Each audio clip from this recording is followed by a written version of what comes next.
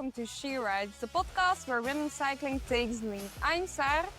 And I'm Christoph, and today we're diving into the latest race results and hot topics in women's cycling.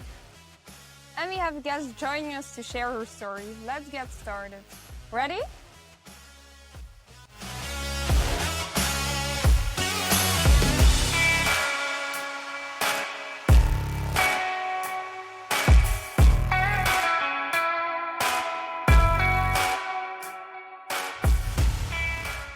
Hi everyone, and welcome to episode 21 of She Rides. Today, after a week without a guest, we are back with a guest, and actually it's a new perspective, which is, I think, pretty exciting. Hi Eloise. Hi. Thanks for having me. Our pleasure. Maybe before we start, can you maybe tell us who are you? Well, I'm Eloise Mavian, and I'm a cycling photographer.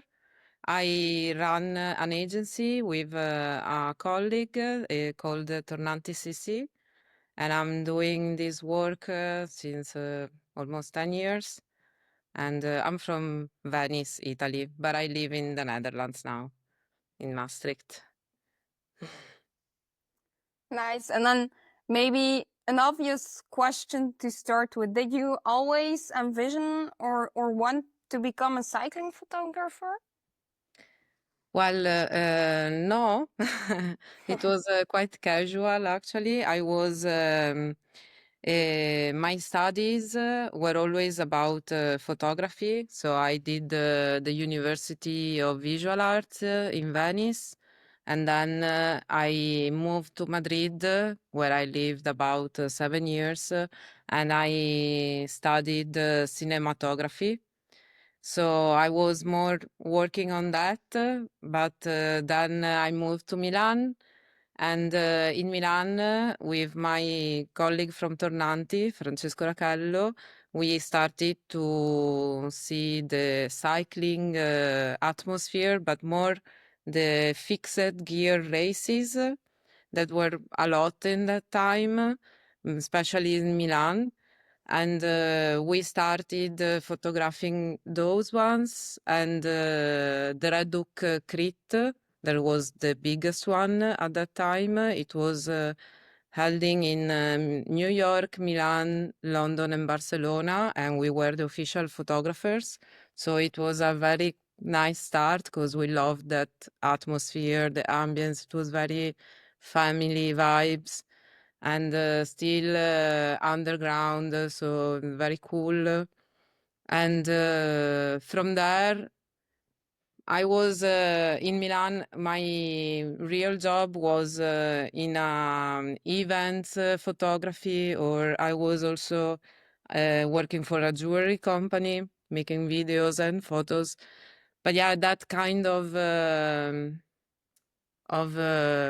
life, I didn't like it so much as much as I could like cycling, the atmosphere and everything. So when we did our first professional race, that it was Milano-Sanremo in 2014, I just fell in love with that, and being at the start there with big names of the sports and with all the photographers, I felt very overwhelmed, and I just thought I should do this because it's giving me very good emotions, and we didn't stop till then.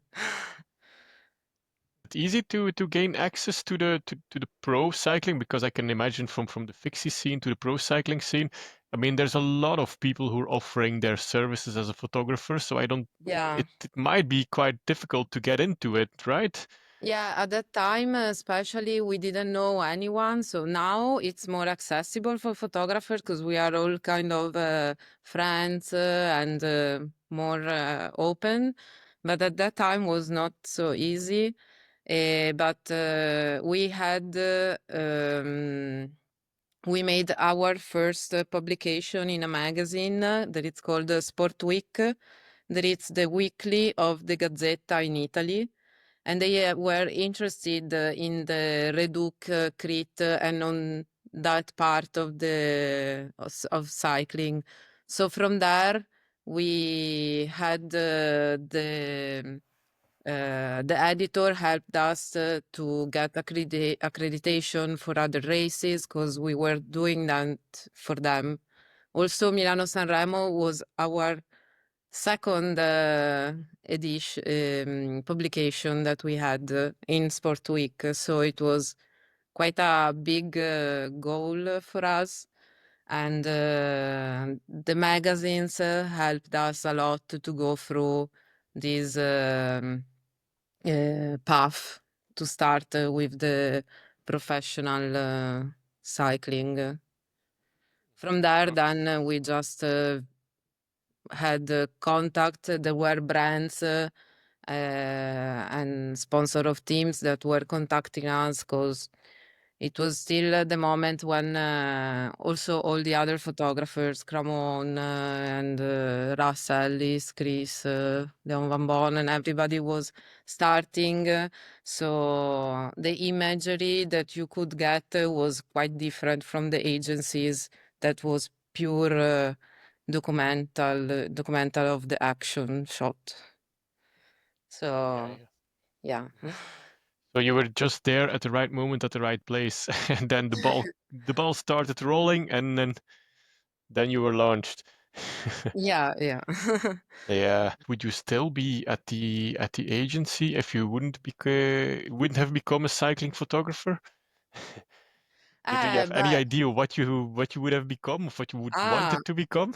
if I was not in cycling, I would have keep doing my storytelling in other just in other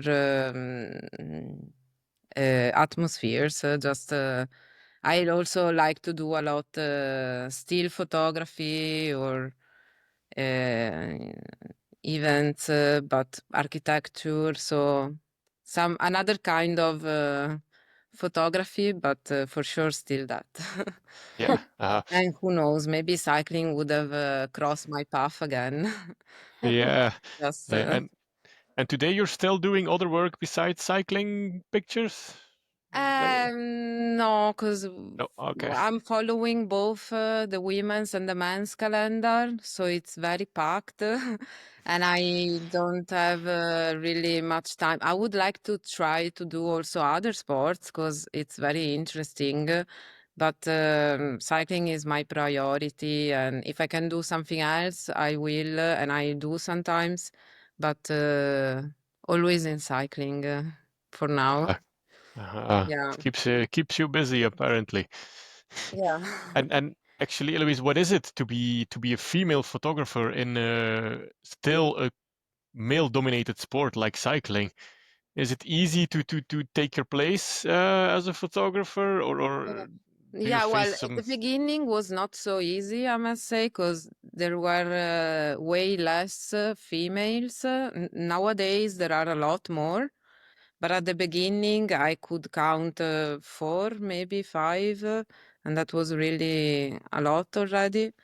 And the problem is that you need to gain anywhere credibility and respect from your colleagues or also from people that are not your colleagues, but they are just in the world of cycling.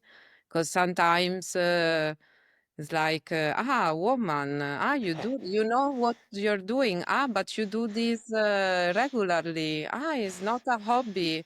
So it's always like you need always to confirm yourself a little bit. And also, since I'm on the moto a lot, like all the classics I do on the moto, I did the Strade Milano on the moto, but here I usually have always my moto driver, Belgian. That I'm very happy with him. But if I need to find another moto driver, I'm always saying ahead, look, I know what I do, I have experience, just listen to me. And so it's always a bit, need to confirm all the time, but it's okay.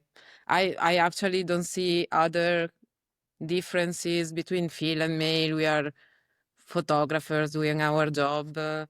So Hmm? maybe But at Roubaix, we are maybe luckier as females because we can enter in the famous showers, both in the Ah, during the yeah, women's and the men's, yeah, and the men's cannot enter in the women's showers. yeah. That's Ah, a point nice. for us. Yes, exactly. Should Yeah. be just and still stupid that you have to prove yourself as a woman in the cycling scene. It's like, huh, who are you? And do you have any idea that we're riding bikes? It's like, yes, I do this for a living. I'm Yeah. a professional, you know. Yeah. I think if you see that they gave me an accreditation and I'm here for this, cioè, just accept it and say that I don't know. There's always that in the back of the mind of people. Mhm. Yeah, Yeah, unfortunately, cycling is not the only world that's happening. yeah, for sure. Yeah. And which working environment is the easiest, Eloise? Do you prefer the men's races or the women's races? Maybe in the women's races you're still a little bit more freer because they're not so possibly not so crowded, or what? Yeah, I think. Well, personally I prefer the women's but just because it's more like a family. I know more people. I know the girls. So like I talk with the staff of the teams. So it's just another kind of relationship. With the men's, I don't have this bond, let's say.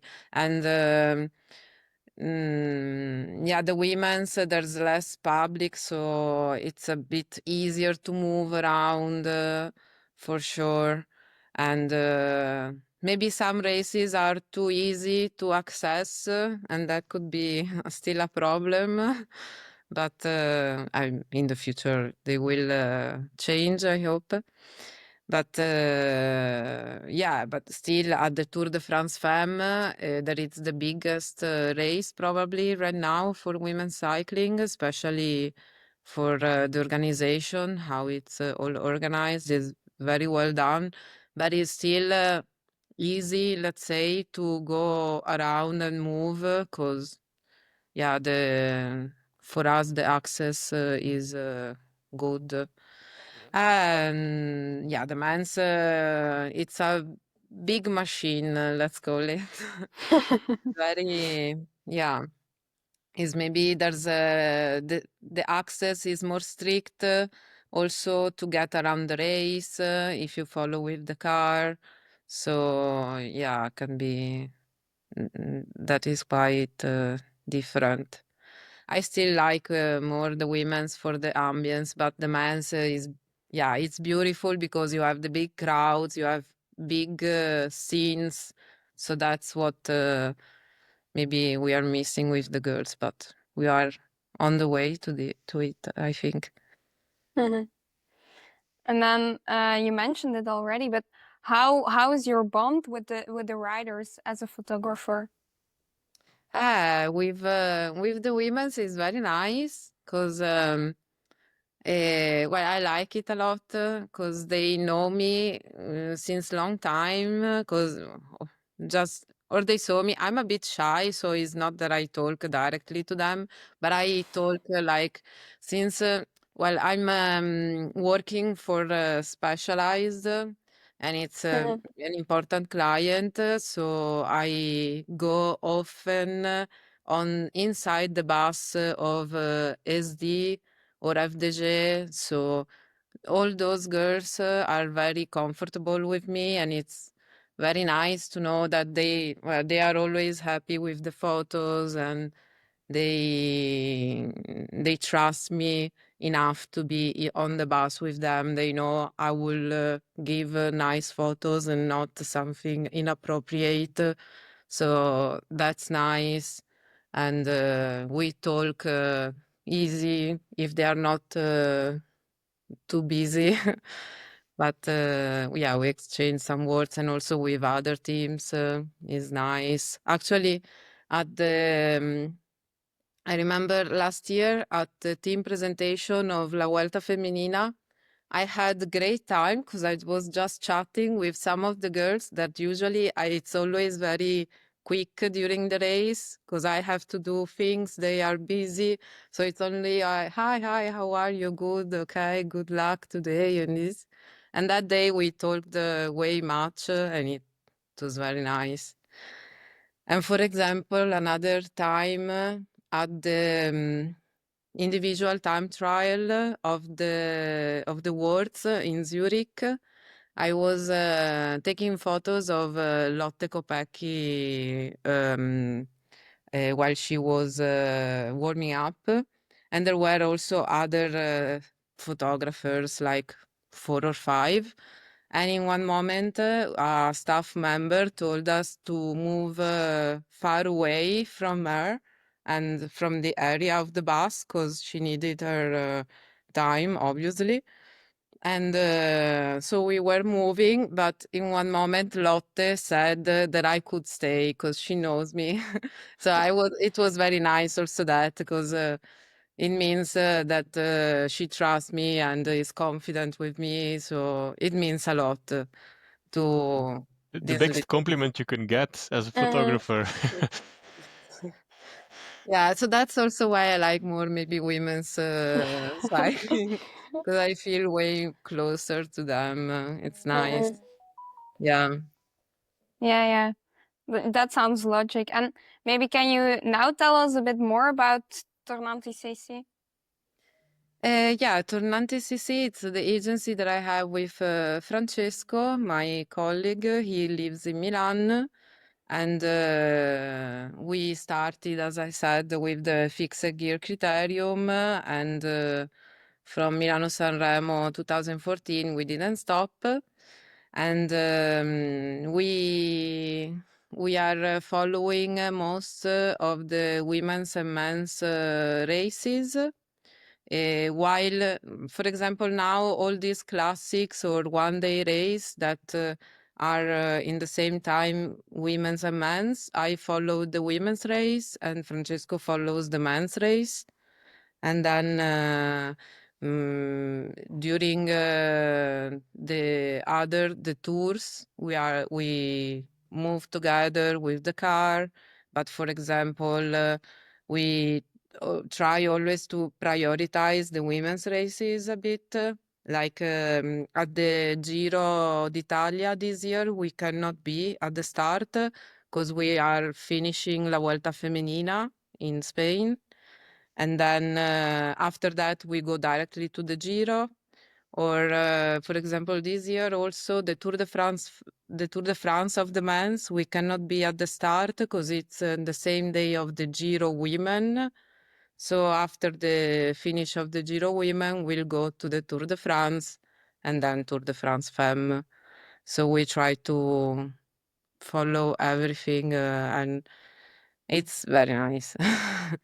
Get your Going priorities well. straight. Huh? Yeah. Good. Intense. Intense, but nice, yeah. And yeah, our photos are always trying to tell stories about suffering and redemption, but also sweat, glory, and pure emotions. So we have both. We work very well together because we are focused on the same photos. And if I know, for example, I can be in the middle of the crowd, I know Francesco will be in up somewhere like a goat making a photo of the landscape from up. So we divide it very well. And yeah,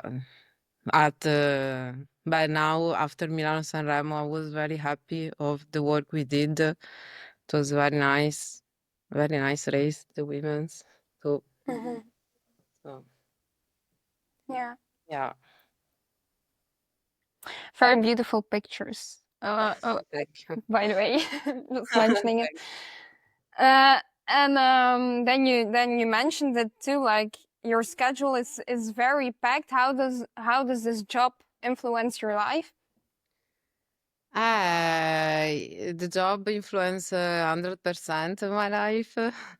And yeah, when there are no races, I try or to enjoy home and my cat and the city where I live, because I come here, yeah, mostly to recharge batteries from one race to the other, because I still have a lot of friends in Italy, and I have my family, and so when I'm in Italy, I just stay a bit more, or thanks to the races there, I can go often, so that's good. But still, you can imagine like Easter, there's no Easter, there's no some things, but for cyclists, I think is the same, so, or even more. So yeah, I just think it's a very good job that I really love to do, and I never experienced some emotions with this job than with other jobs. So I want to give it all, and it's important to be there when I can. So it's influencing a lot my life, but I'm happy. And I'm also lucky to have a boyfriend that he does the same thing, because we are both away, or we are both can do things together, because he's following more the men's races. But yeah, at the Giro or at the Tour de France, we go together sometimes, or also here at the classics.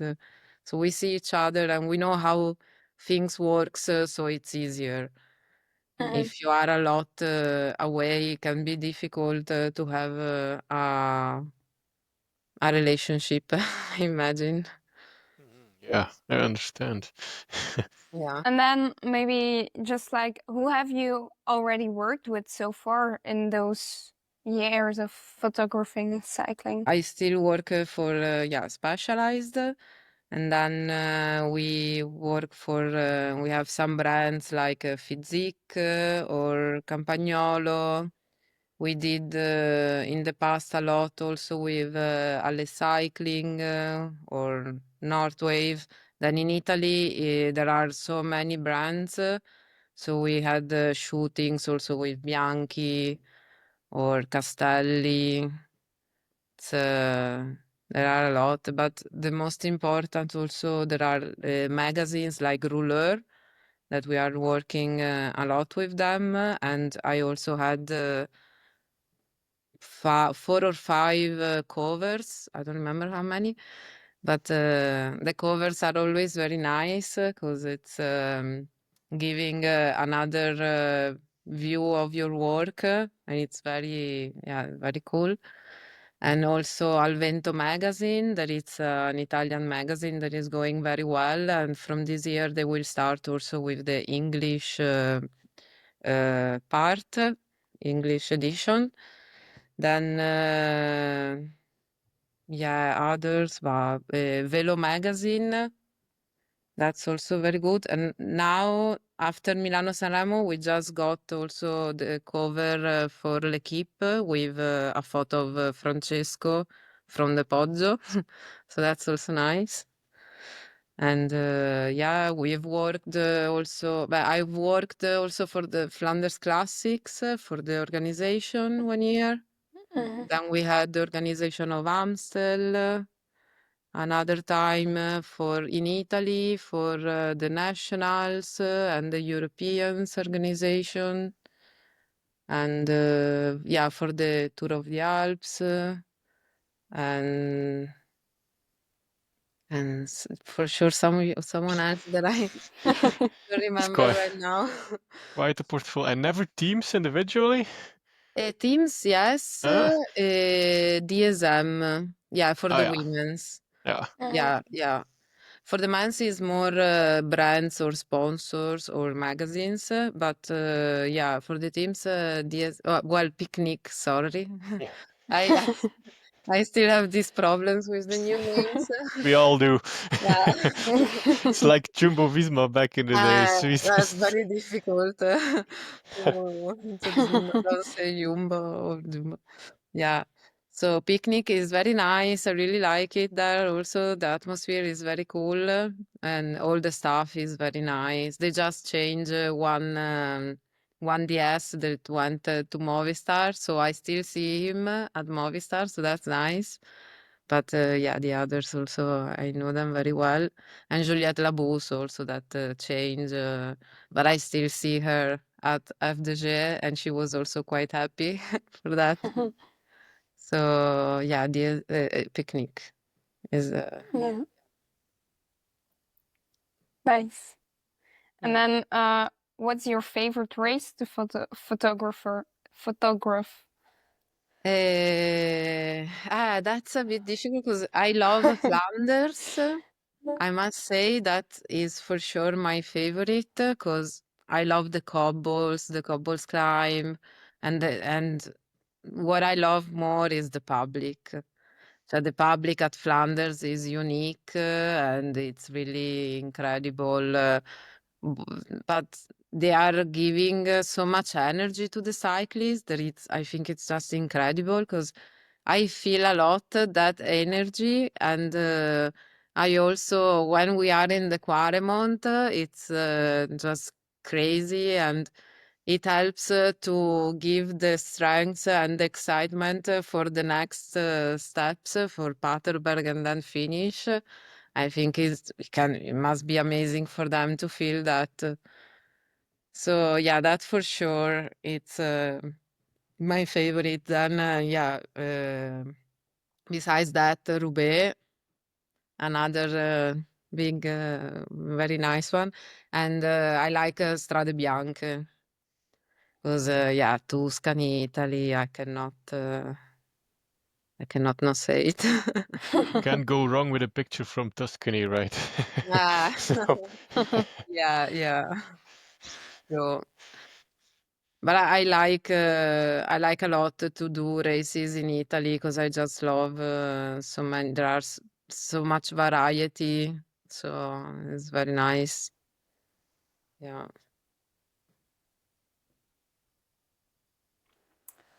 And then when you're in the race and you're on the moto, how do you decide where to stop to take a picture? Is it like a gut feeling, something you can't explain, or? Ah, yeah, but before a race, I study a lot the course, and of course, if there are important climbs or places to be like Quaremont, Paterberg, or I don't know, the top of San Martino in Strade Bianche, I for sure go there.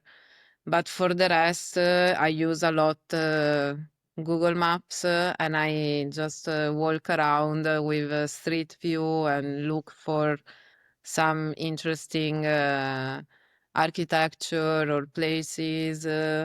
If I don't know if there's a bar, maybe there will be people looking at the race. And it can be nice to have some more public or then yeah, mostly it's like this, and then on the moto it's a gut feeling because you never know what can happen during the race. If there's a break, you have to adapt a lot of how the race is and where you want to stop. So it's a mix of everything. But then yeah, when you are in one point, you always have to um, consider your gut feelings because you need to know how the riders will take the turn, how they are in that position, so which is the best spot, and if you want to do more than one kind of photo, and I always try to do more than one, so it's a lot of look around and understand which is best. And obviously, experience helps a lot in that. Yeah. That may be a difficult question. Do you have a favorite rider to photograph? Ah, that's a very difficult one, but um, the ones that pops out in my mind are Demi Vollering and Lotte Kopecky. Mm. I must be sincere, yeah.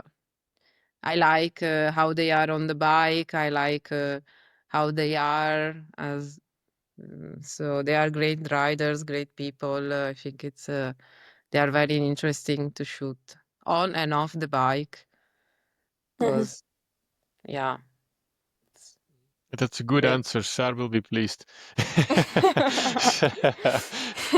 I'm also a big Lotte fan. Strategically, politically correct answer, Eloise. Well done. So, and I can imagine the life of a cycling photographer is not as planned as the life of a cyclist or a cycling team or a cycling race. So, can you share us some crazy or memorable stories you experienced during your career as a cycling photographer? Yeah, well, it can happen really a lot because it can be something nice, like one time at the Giro, in the first years of the Giro, I was taking picture of fans, and they had all the barbecue ready, and they were giving wine, everything, and I was just like, oh no, no, thank you. So they give me some cheese, and said, okay, for the cheese. And then they asked me for my phone number, and I thought, yeah, I will send you the photos that I did because I took photos of them. It was nice, but no, it was not for the photos. After 10 minutes, they called me saying that the pasta was ready. I said, thank you very much, but I cannot do that right now. I need to focus on the race they are coming. So that was a very nice thing.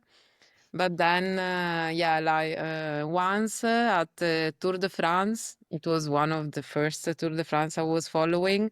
It was in Col du Chat. I still remember very well. There was this group of people that they were very drunk. They must have been there since 2 days already, waiting for the race. And when they saw an Italian car pass, they just stopped us and start moving, but so much the car that we were really like this. Then they let us, and when we went away, the team, some team cars asked us if we were okay because they saw what happened. So everything can be a bit of everything.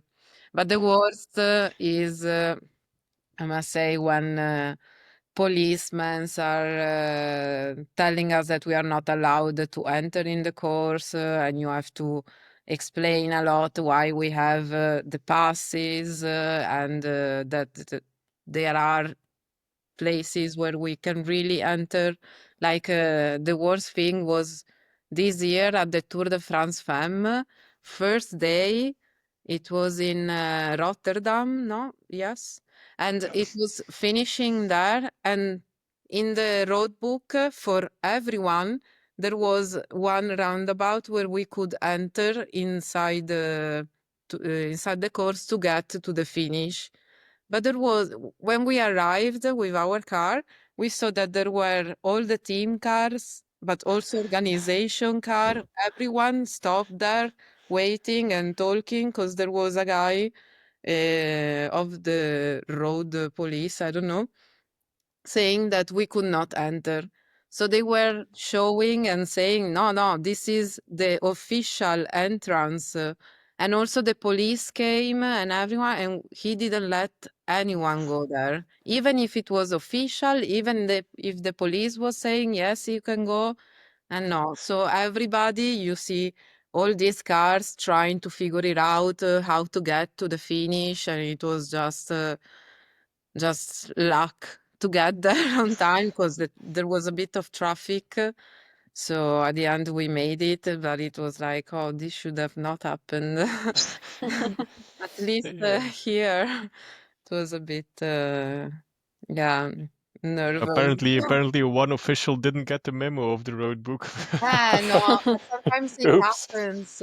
So that's a bit frustrating because you have to lose time, and you're always in a hurry trying to enter in the course. So yeah, And that's it's already Tour de France. It's already stressful. yeah, exactly. And it was the first stage, the first Yeah. finish line. It's like it's not possible that we are all missing the finish line because of this. And some girls didn't got their water at the end because I think the soigneurs didn't arrive. For sure, someone got stuck. We made it, but we were lucky. Yeah. Yeah. Great work. Yeah. And Eloise, what achievement are you most proud of as of today? And what's your favorite picture if you have to choose one that you have ever taken, actually? Ah, beh, my achievement, I think, just being able to do this job every day is a big achievement because I saw many people quitting and not be able to continue because at the beginning it was like, yeah, women's cycling is too small, and it was like, but wait, the other 2, 3 years, wait. And yeah, I waited and I'm still here, so I'm very happy for that. And yeah, I think I'm just very happy to be able to do this and be able to be at the races. I think that's very nice. And obviously, when people recognize your job, like the riders itself, or if we got to a nice cover in a magazine, that's very nice. And Well, Kopecky says you're the only photographer who can just stay close to her, and the other ones have to leave. that's a big achievement. Yeah, Then you made it in the photography world. yeah, I was very happy about that. And it's very nice.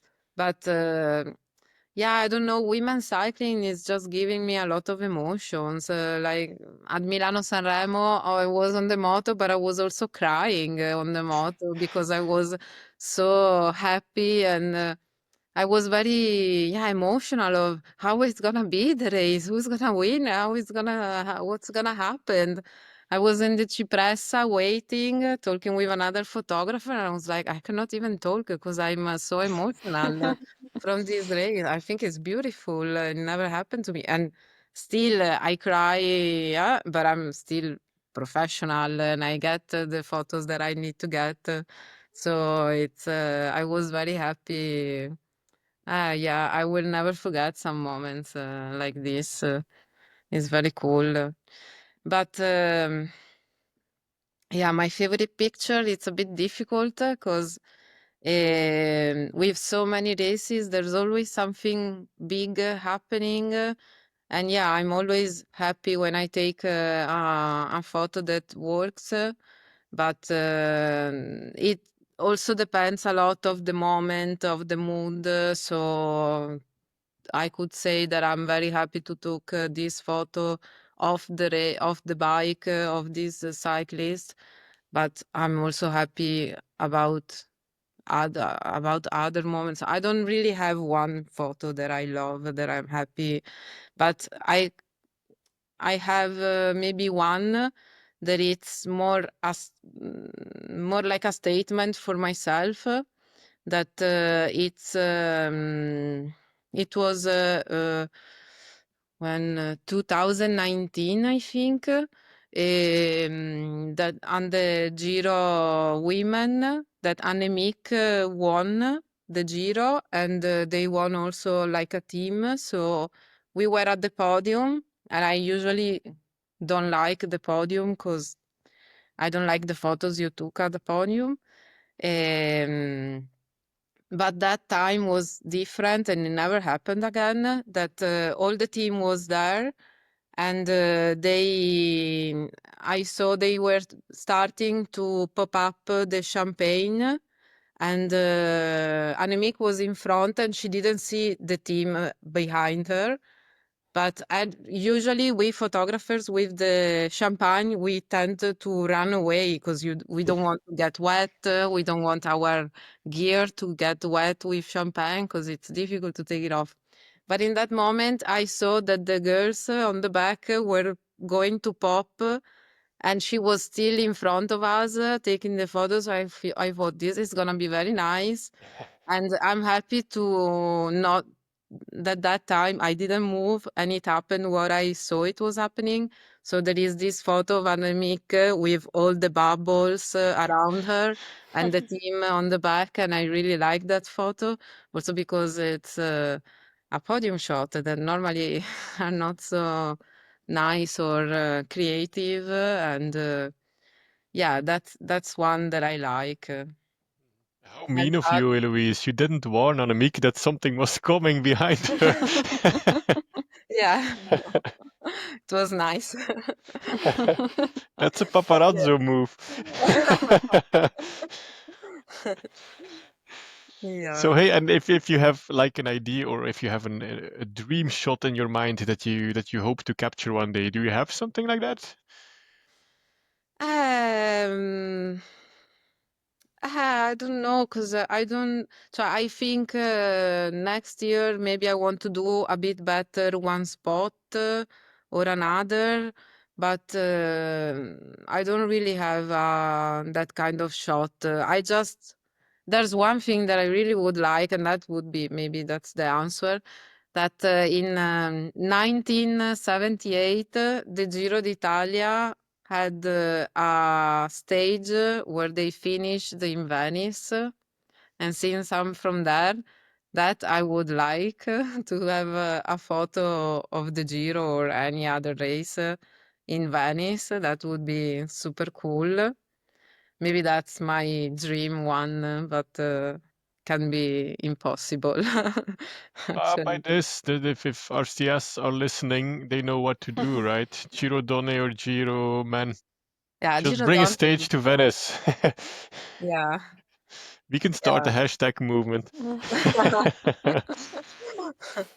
Yeah, it would be, I think, just, yeah, that's nice. But, and if not, I love the Dolomites, so that's also something that I always want to do. But not it's not always possible. They don't always go in some places that are part of the Giro and the Giro women, so that could be also another dream shot. Yeah. So hey, and where will we see you next, Eloise? What are the next races you'll be covering? I will do, yeah, Gent-Wevelgem this Sunday, then Flanders, always women's race, and then Roubaix for the first time. I have to skip it because I have a family thing that I have to be there. Then I will be at Flash, but Amstel first, then Flash, Liège, Vuelta Femenina, Giro of the men's, Giro of the women, Tour de France Femme, and then a tour here in the Netherlands, the CIMAC. And then we'll see the words if they are in Rwanda or not, but I have already my hotel and flight booked, so we'll see. And then the gravel world championships. And then I'll see if I do some cyclocross that it's very fun to do and I like it. Uh, so Yeah. we'll see you around very much in the peloton, wherever the people go. Yeah, nice. And since you're so often at the races, shooting and working, um, do you have still the chance to follow the race properly? Do you have to time to keep up with the sport itself? Do you know what's going on within women's cycling, or is it just like, okay, this is work, and sometimes I No, have no. no idea what happened between the start and the finish? Uh, No, no. But if I follow a race in the car, I have less the idea what it's happening, but I'm always controlling, like I put the live or Pro Cycling Stats is very helpful. And but if I'm on the moto, I understand what's happening, and that's actually the really nice thing to cover a race in the moto is that you are way more inside the race and you understand everything what was going on. But then also, even if I'm on the moto, I always watch at least the last 20 or 10K, like every time, because I think it's very nice to see it for real, how it was like for Milano-Sanremo, for example. Couldn't,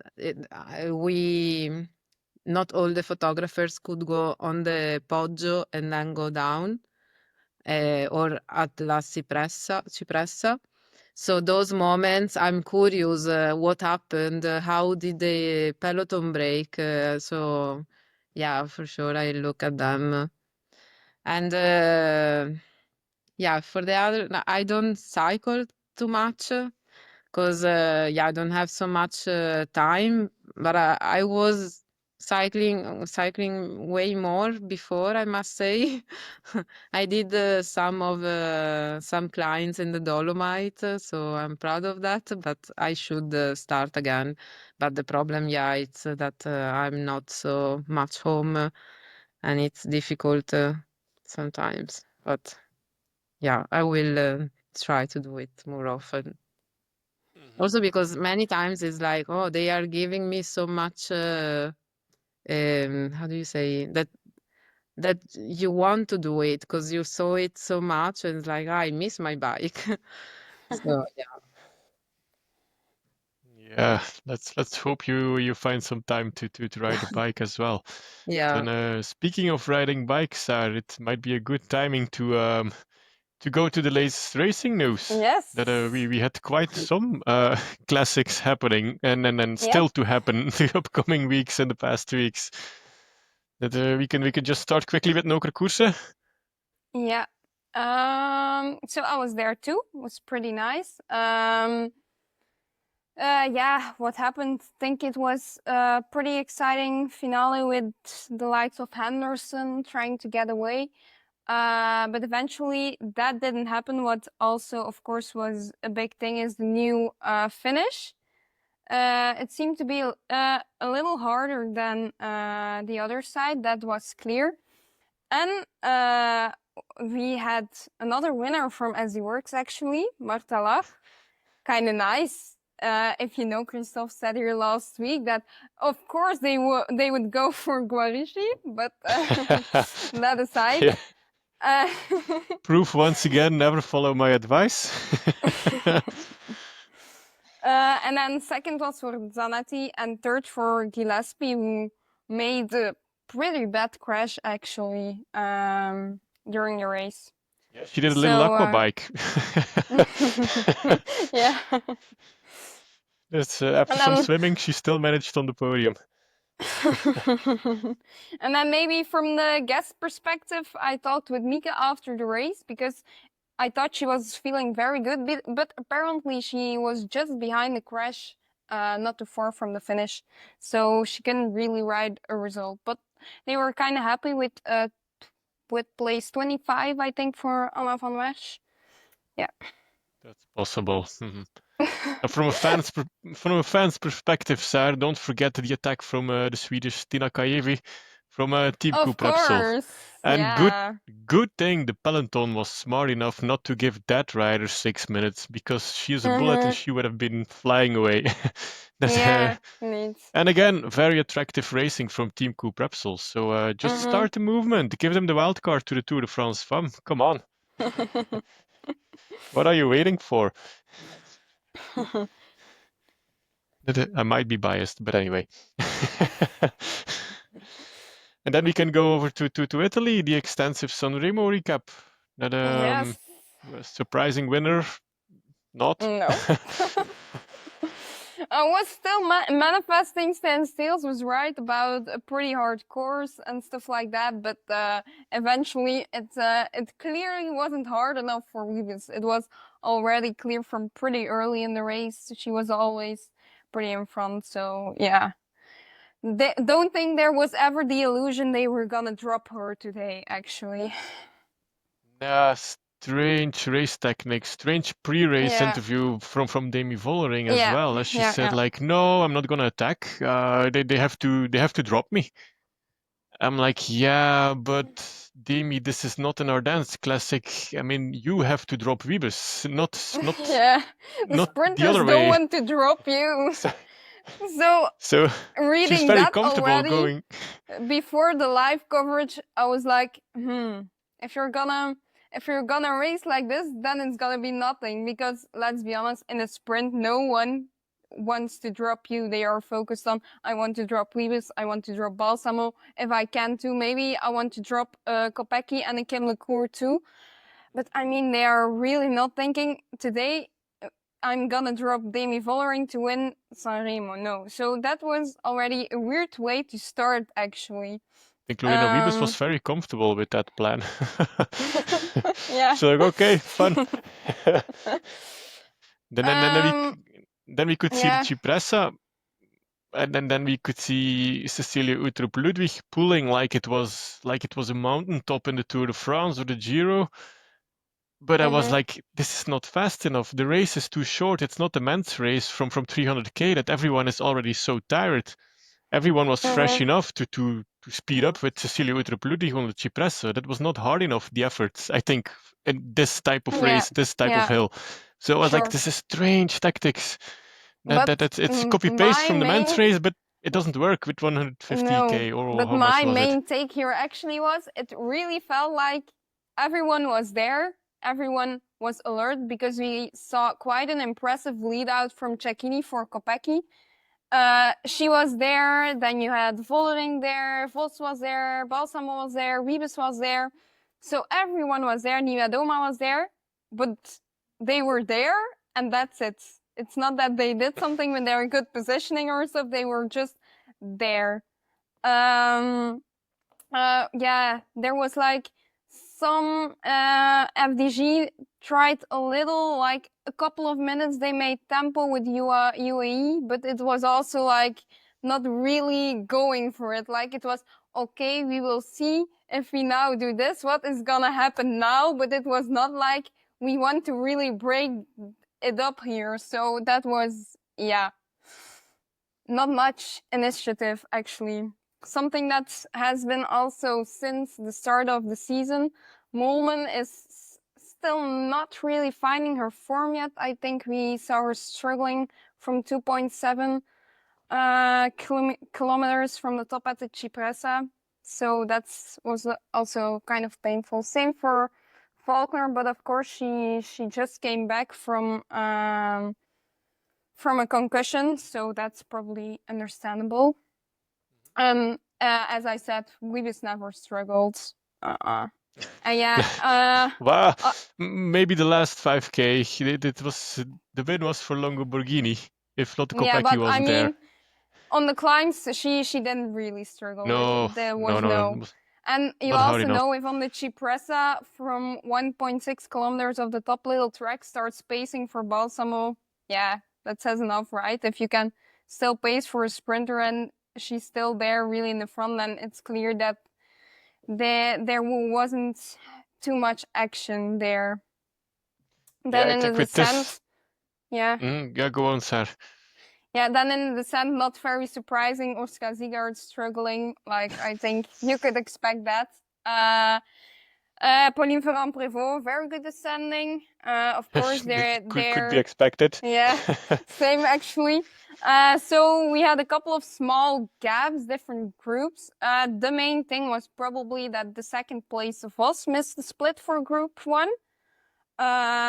And like Vos was just like taking the initiative for a little while, and then it was like that it seemed like she heard from the car, okay, stop doing that. So it was like, oh, like a very nice pace, and then it was just okay, nothing. And then of course the group with Vos came back, and then we had again a little track taking initiative again.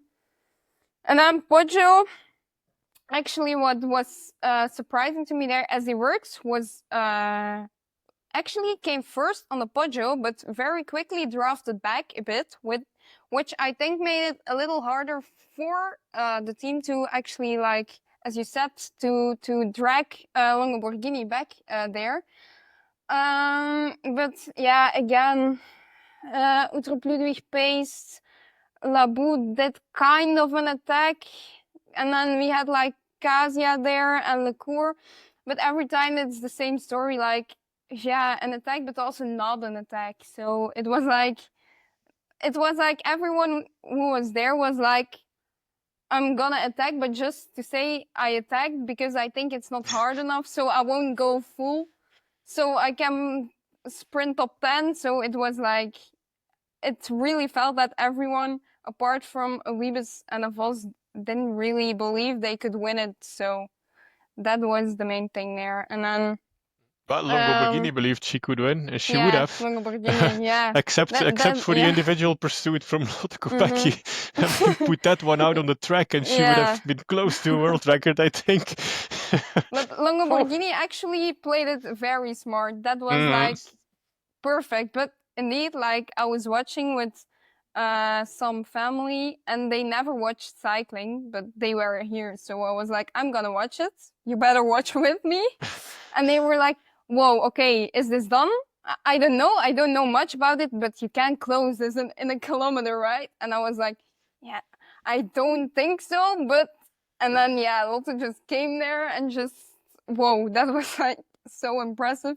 And I can't be biased and all that stuff, but it was just, wow. Really crazy. She saved the day for SD Works for Rivas. Yeah, no doubt. Yeah. Yeah. But yeah, overall, race too short, parcours too easy. They have to make the race harder themselves. It's the riders that have to make Milano-Sanremo hard, because otherwise we see the same thing year after year with the men's race too. If you don't make the race hard, it's a bunch sprint. That's what happened this year too. If they are gonna keep racing like this in Sanremo, you can write it down. You'll have 5 editions of Wiebes winning, because if she doesn't, but I mean, if she doesn't have bad luck, who is gonna beat her? It's too hard for Cole, probably. Balsamo, probably it is. Balsamo is very strong, but not faster than Wiebes. Same for Vos. Vos doesn't get any younger. No, there will be a day that she will regress. I don't know when, but we're still waiting to see it. But yeah. But I think it's up to the other teams to try to take the initiative, because it's not like if you try it from far and really make tempo on the Cipressa, and you have, like, for example, a Lotte Kopecky who follows you. I mean, as he works, is not gonna come behind you if Lotte Kopecky is there. So I think there are really some possibilities, but of course you need to believe in it yourself too. But anyways, something I was very happy about was to see Cavalli. She was still in the group there. And with the descent, of course, like Milano-Sanremo is descending. So I was so happy to see she was there, and also like the descent didn't really cause her to be behind. So that was something that really put a smile on my face, actually. Yeah, good to see her back there at that moment in the race. That's good. Yeah. And then we also had a yellow card for Pauline Ferrand-Prévot in the sprint. It was it a straight line to the finish? No. Also remarkable, again, Ruak, just like in Binda. But, I mean, a yellow card, and then I think we talked about enough about what Pfeiffer Georgie Day did in Binda. That was extreme. That was a yellow card. and she didn't get a yellow card. Yeah. And here, okay, was it something? Yeah. Did she deserve some kind of punishment? Probably, but then you have to be consistent, and you don't have to say, we have a kind of big race. Okay, you get the yellow card for something, and then we have a race that's a bit less in the picture anyway, so you just relegate you to 16, and that's it. So being consistent is not in the dictionary of the UCI side. It's not. They forgot that word, actually. Yeah, but really strange decision. I mean, did something happen? Yeah, probably. Does it happen in every race? I guess so. Yeah. I thought it was quite strict, this one, that My overall conclusion is, and then from the whole Spring Classic season so far, is we need more balls in the peloton. I mean, I'm always waiting like, come on, give me that extra spice here. And every time you think like, same with Binda, you thought like, ooh, exciting, attack, attack, attack.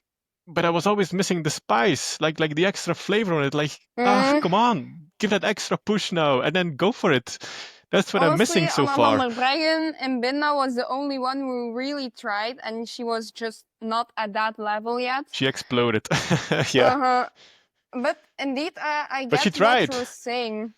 The most teams seem to have a sprinter they are very confident in, but let's be honest, if you're not as he works with Lorena Wiebes, you can at least try something with someone else from your team, because okay, you can have a Wollaston or a Balsamo, but just try to do it also a little differently. I think now for sure, since Lotte is also in the peloton, I think also for again Wevelgem, which seems to be not the best weather conditions. I think there you really need to try something, because now they have two, and if you that's just my opinion. I think if you now want to make a race, I think it will be easier, since they also have someone from SD Works who can win it. If so, yeah, I don't know. But I get what you're saying. Yeah, don't bet on your own sprinter if you have Wiebes with you. I mean, Yeah. it's no disrespect, but you have maybe Balsamo who could sprint with her. Cool if it's completely flat, but it's obviously almost never the case. And all the rest is, I mean, with no disrespect, but they're not on Wiebes level. So if you go to the line with her, you're screwed. You're just racing for a top 10 place, and Yeah. apparently, like most teams are happy with that. They're afraid to lose top 10. And that's what you saw in Binda with Anna van der Breggen. She just went for it. And she said, like, I won so many races, I win or I die. And then, well, obviously she exploded. She parked, but she tried. And I'm not a big fan of SD Works, not a big fan of Anna van der Breggen, but she did it. She tried. And then, okay, she parked. That's the risk you take. But anyway, so what? So that's, yeah. That's what I'm missing so far. A little bit. That extra spice. And then maybe I'll just mention the Midwest Classic very quickly. There were no images, so can't say much about it. But we had Scarlett Sauron winning there. And then from our guest perspective, Helene Hesters became 10th in Ghent in her own city. So think that's nice for her. For sure, if we heard that the confidence on the road wasn't always there for her last year, so think that's something nice. And then I think we can now go to the previews. Brugge de Panne. So it can be a super exciting race if there's wind. I remember the edition with Charlie Bosset and riders like that. This really, the echelons, very spectacular. But how it's looking now, I think it will probably be a sprint. Like, I would say the odds are pretty big. It's just gonna be a sprint. So who do we have there? We have Charlotte Kool, Elisa Balsamo, Lorena Wiebes, Chiara Consoni, Ali Wollaston. I think that are probably the fastest, in the peloton. But yeah, if Balsamo is still there, are they gonna sprint with two, or are they gonna choose for Balsamo? I don't know. Maybe Balsamo on Sunday. And of course, like, you have Zanetti, Baker, both doing a pretty good start of their season. Gillespie, same for her. Barbieri is also back. Then, of course, you have... so I think that are the main names. Also, maybe Julie de Wilde, Ilse Plemmers also riding pretty strong. So yeah, some very fast names, but don't think... I really think it will be a sprint there. So yeah, hard to predict. If the weather conditions are good, if there's not a lot of rain, not a lot of wind, then all the fuss that's annually made about the Moeren It's like gonna be like, yeah, if the wind doesn't blow, it's just a Flemish road like all the others we have.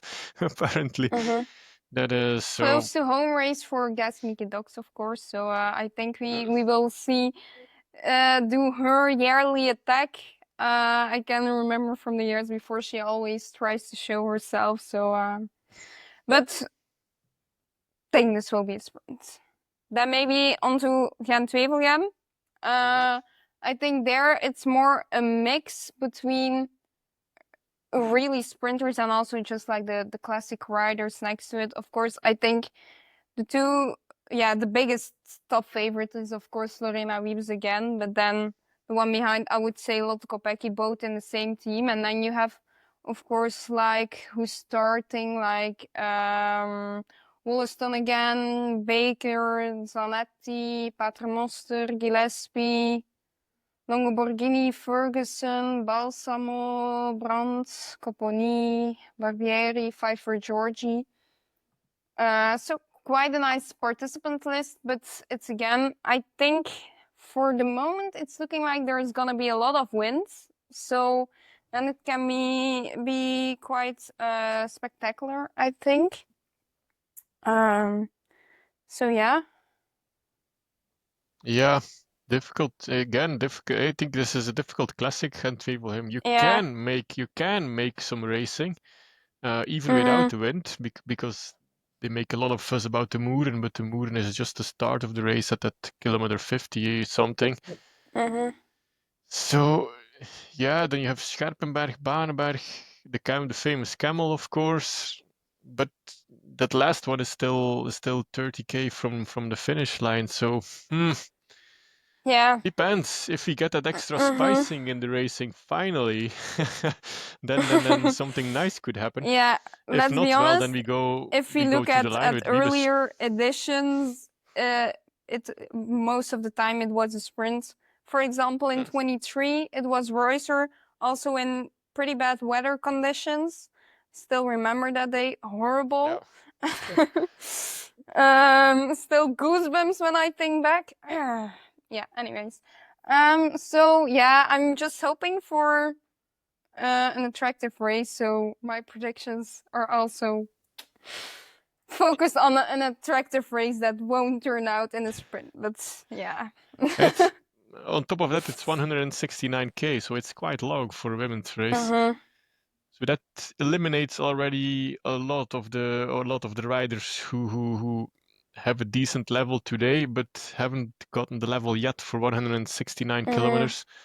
So that's eliminates already quite some riders. Yeah, difficult one. Well, I think we're ready to predict them. Sure. I can start. So yeah, the biggest surprise, of course, I have Lotte Kopecky on 1. But I went more original with 5 and 10. On 5, I went with Zanetti.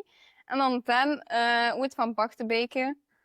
Always hyping her up. And she was, again, very good. She had bad luck, I think, even in Milano-Sanremo, but still became 19. So she's riding very well. And apparently last year she became 11th in Gent-Wevelgem. So, yeah, I believe in it, actually.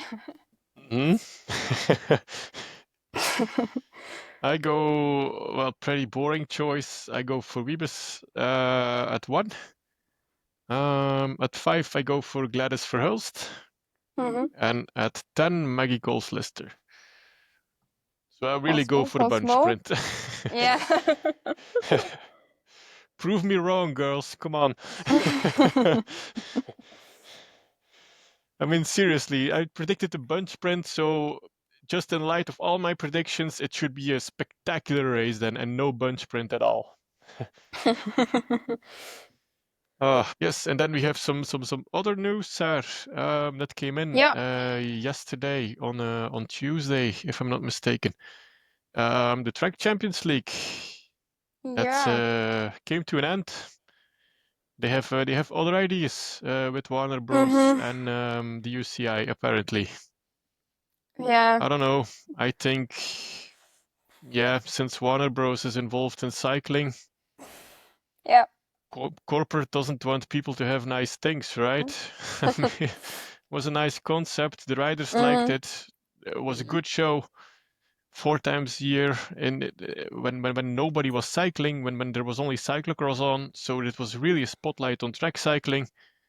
It's an easy entry event for the spectators because it was really easy. Like the scratch was a shorter version.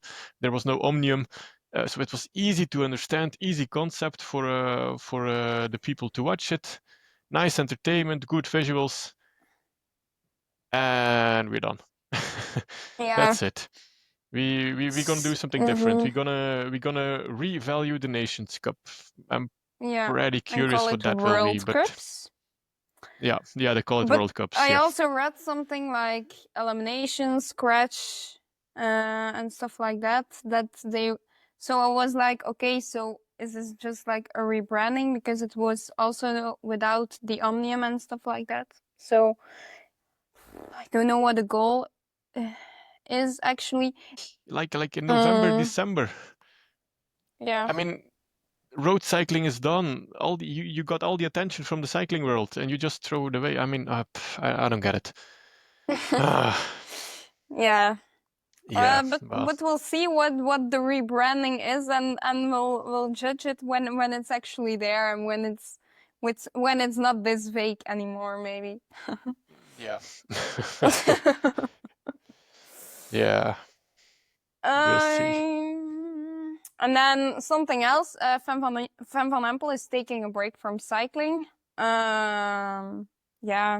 I really support the decision. Like if you feel like it's getting too much, I think this is the best thing to do, and also nice from the team that they are letting her and they are not pushing her farther.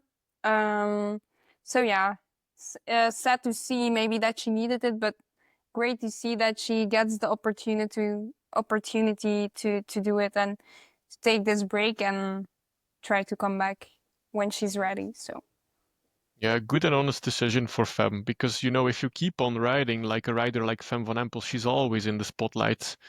And if something is mentally not in the right place right now, where you just don't feel physically or mentally right, and you keep on going, and then the spotlight keeps standing on you, and like, hey, what's wrong with Fem van Empel? We saw it already in the cyclocross season.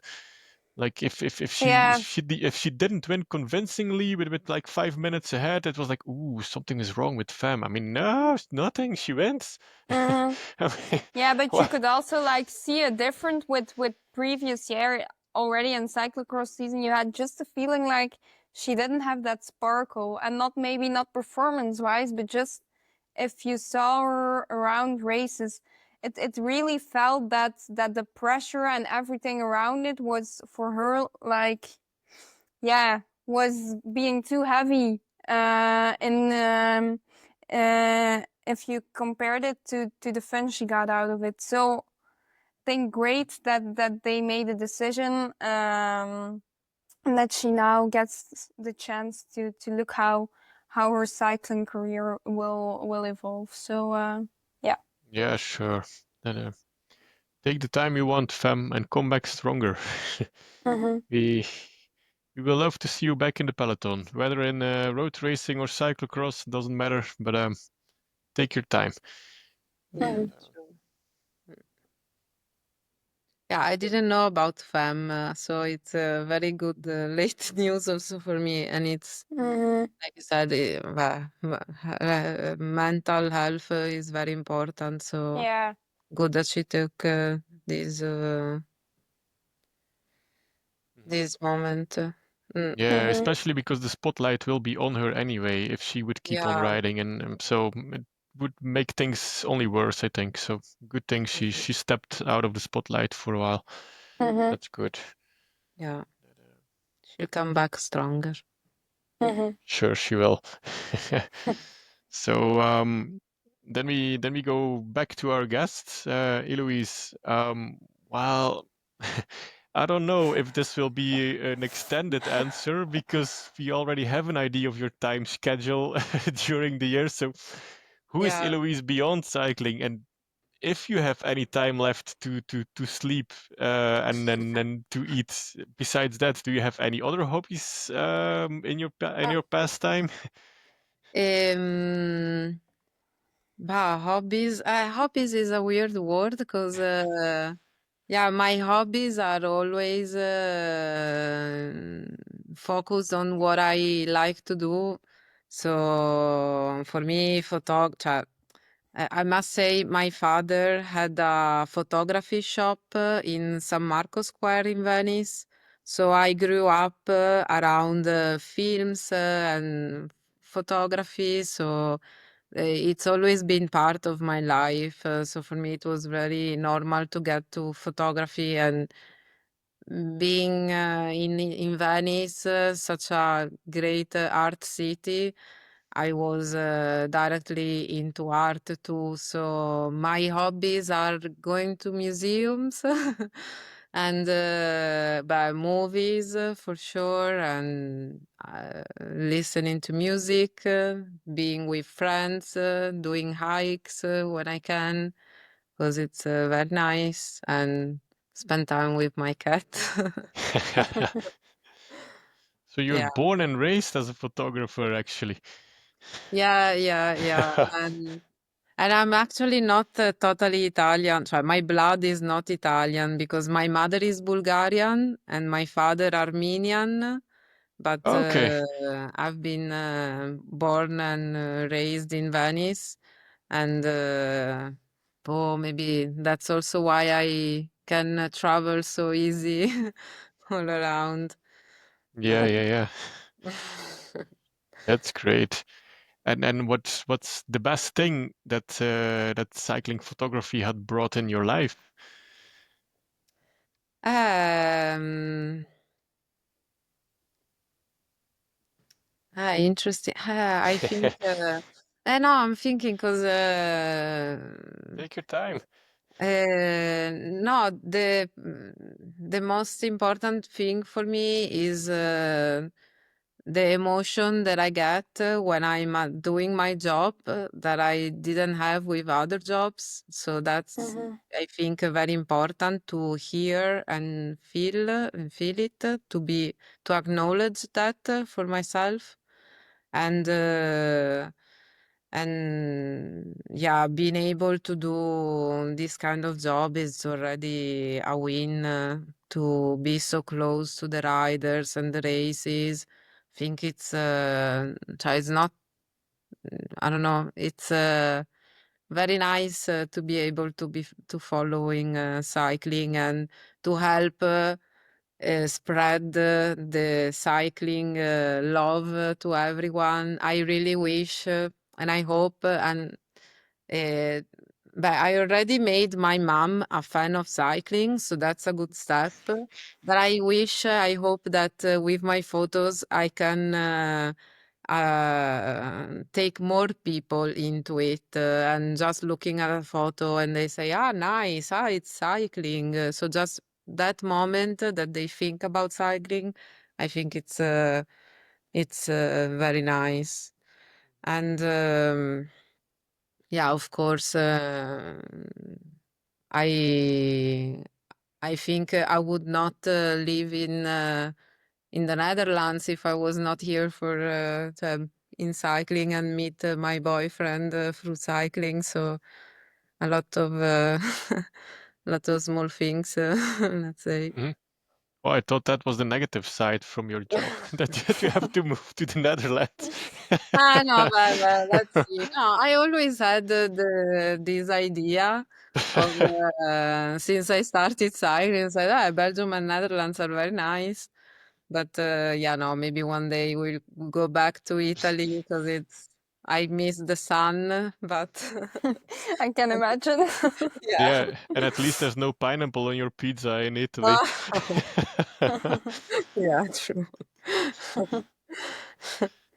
Yeah. So, and what you can take away of this is like you feel alive and energized while doing your job. That's what we all should strive for. It's not possible for everyone, of course, that No, you have no. to earn your money, but if you can add on top of that you feel alive and that you feel energized by doing your job, then I think you found the right career, Eloise.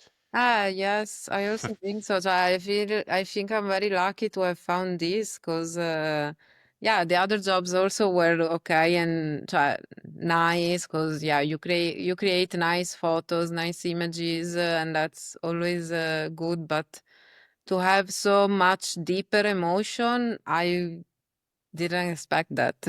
Mhm. I'm very Yeah. happy. Yeah. Yeah.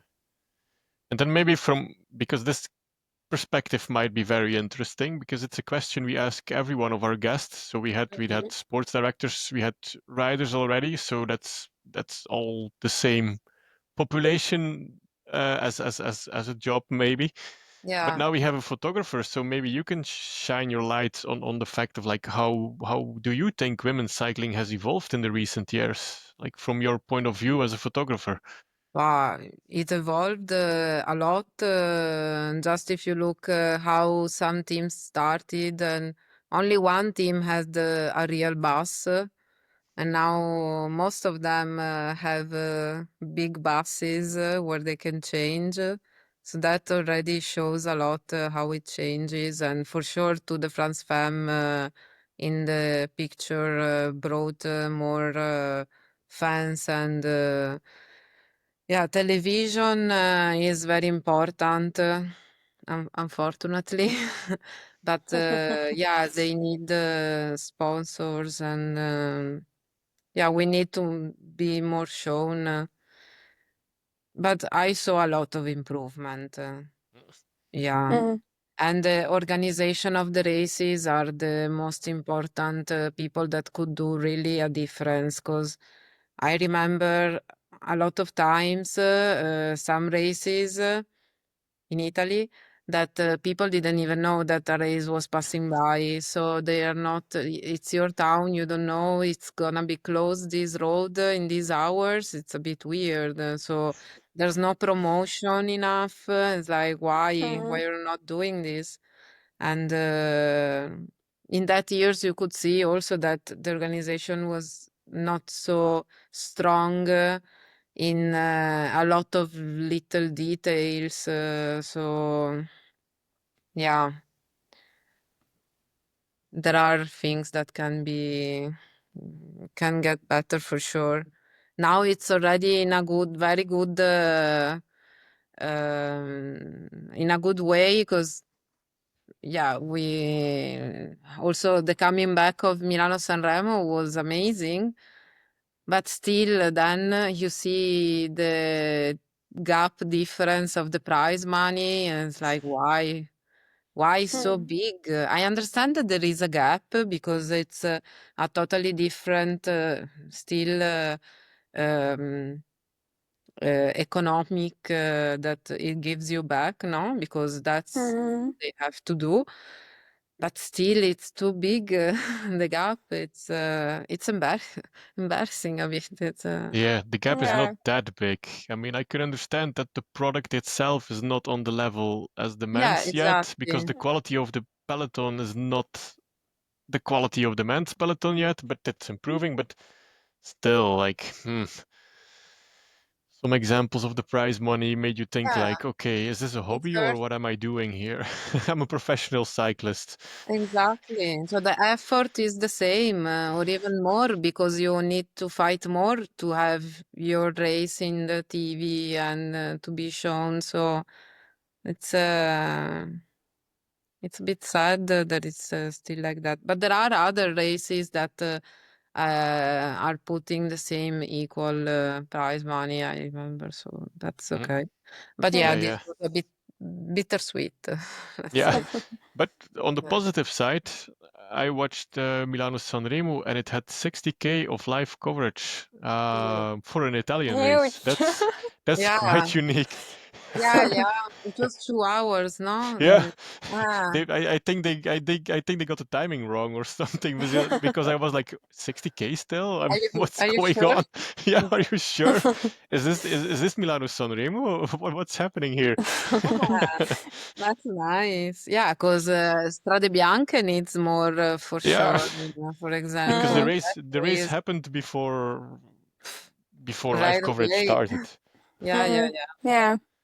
Yeah. Binda almost the same. Now we had like barely 30K, I think. Mm. Oh, like Yeah. come A on. replay of 2015 because they had no images yet. Yeah, I saw it started late. Yeah, but Uh, 60K is an improvement, so Uh-huh. For yeah, sure. keep going. yeah, exactly. And then just to round it up, Eloise, what can we wish you for the near future? The near future, sorry, just saying it like this, I would say peace and no war, because that's a lot on my mind. But That's a lot to ask today. Mm. Mm. unfortunately, yes. But no, just more equality at the races and nice race to watch. Mhm. Yes. Yeah. And maybe to wrap it completely up, Eloise, where can people find you? Where can people book you? Where can we find information about Tornanti CC? On Instagram for sure it's very easy. Tornanti CC or Eloise Mavian.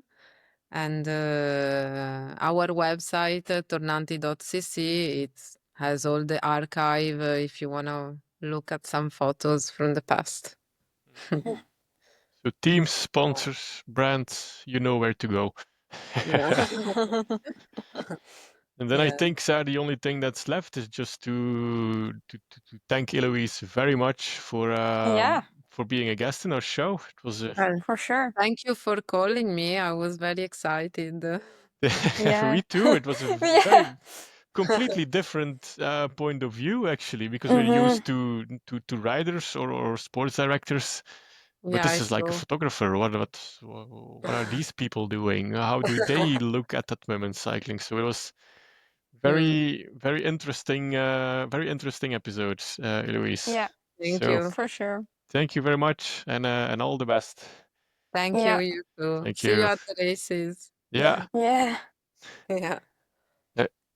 That's a wrap for episode 21 of She Rides. Thanks for joining us. I hope you enjoy the ride. Absolutely. And women's cycling is packed with action, and we're here to bring you every twist and turn. Be sure to subscribe on Spotify, Amazon Music, Apple Podcasts, or YouTube so you don't miss upcoming episodes. And if you like today's show, a rating, like, or comment really helps us reach more listeners. Follow us on Blue Sky and Instagram for behind-the-scenes updates or hashtag Guess the Guest Game and more. Thanks to Eloise for joining us today, and don't hesitate to share your questions or topics you'd like us to cover. Stay tuned for more exciting guests and join our prediction competition. Tag She Rides podcast on Blue Sky to show off your knowledge, and She Rides is powered by Caria Endurance Coaching. Thanks for listening to She Rides, where women's cycling takes the lead. Keep watching the fun, and we'll catch you in the next one. Bye-bye. Bye-bye.